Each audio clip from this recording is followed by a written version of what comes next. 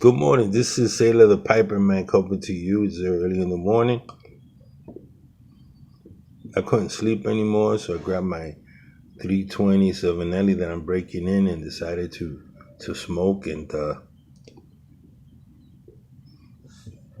give a shout out to the blenders of tobacco. At one time, I was working for De La Concha Tobacconists in New York, and when I first started working there, the first thing they had me do is try all the tobacco blends to get to know all the tobacco blends, what they consist of, the portions for each blend, and then they sent me off to where they did the blending. And I spent 3 months blending different types of tobacco. Do you know what's sitting there? 8 hours blending tobacco, all kinds of tobacco blends, customized tobacco blends for specialized customers.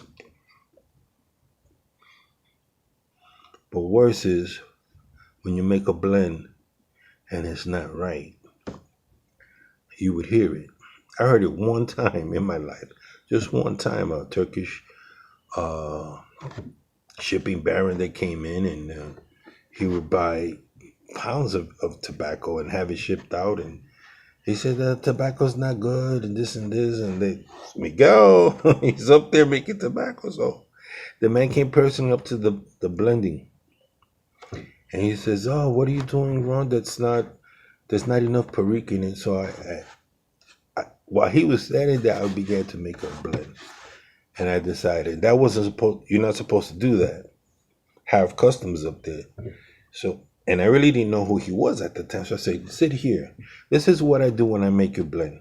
And I start making his blend, adding Orientals, adding Latakia, adding Perique, boom, boom, boom, boom, try this. He goes, it's not strong enough. So I add a little bit more Perique, boom, boom, until he goes, this is better than the store blend. So you want me to make this for you? He goes, yeah. And he shook my hand and stepped out. And he went to the office to talk to our exo, Don Melendi, the owner of a family-owned business. And he goes in, he says, he's a fine blender. He actually took me to the blending, showed me the process. And he enhanced the blend. I want 7 pounds of it. I wasn't privy to the conversation. Mr. Belendi came in and went, Miguel, what are you doing? What the hell? You allowed that customer in here? I said, Mr. Melendi, he looked like he really wanted that blend. And I had the time. I was on my lunch break. I sat him there and we worked it out. And he looked at me. He goes, did you smoke in this room? He says, yes, sir. I let him smoke in the room. He says, you don't let him smoke in all this tobacco in here. And then he went back to his office. He ranting and raving. This is the first tobacconist that I have allows a guy smoking in the tobacco blend room. Yada, yada, yada, yada. And I said, dang, I'm going to get fired. He came back with an index card with a smile on his face. He says, Miguel, you got some balls. This man just called me as I was going back into he wants 7 pounds shipped every month to Turkey, Istanbul. He goes, he's one of our most loyal customers. He comes twice a year with his ships, tankers, or whatever for some corporate meetings. He says this man wants every month 7 pounds of that blend that you just made him. You're gonna have to enhance. I don't remember. I said, Mr. Melendi, I remember. And I made the blends every month, 7 pounds for 5 years before he passed away. He was always happy. He always called me when the shipment came in. He would try the blends. And every 4 or 5 days he called me from Turkey. I want to speak to him. And everybody thought, And he was so happy with the blend. I didn't realize the importance of a blender. You could make a guy real happy. He could go whatever in a day. He could have problems. And working class guy, and those were my favorites. The truckers that would come into New York and drop off their shipments, come in, get their blends, and they were gonna hit the road again. And oh man, Miguel, this blend is good. You sent me once I get to Idaho. Some cats were living in Idaho, some were living out there in Nevada, truckers.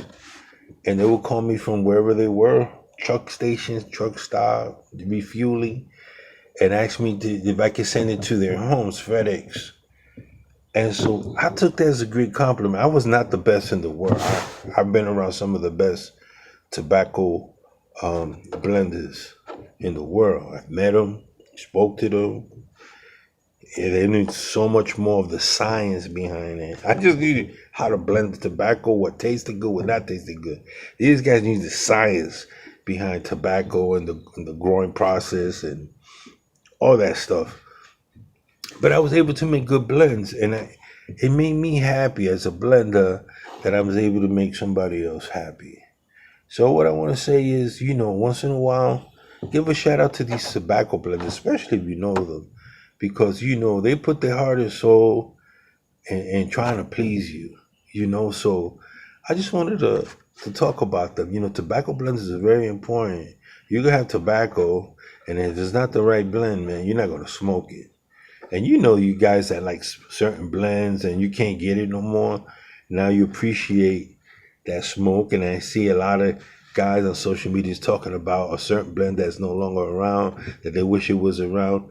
Well, appreciate the the blenders of tobacco because it's truly an art form. It's an art to blend tobacco.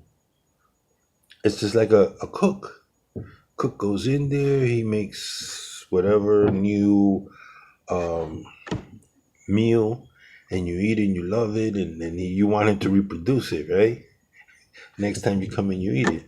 So give a shout out to the tobacco blenders out there. Listen, personally, I appreciate you. So this is it. This is Sailor the Piper Man, Piper the Sailor Man. Till next time. Bye.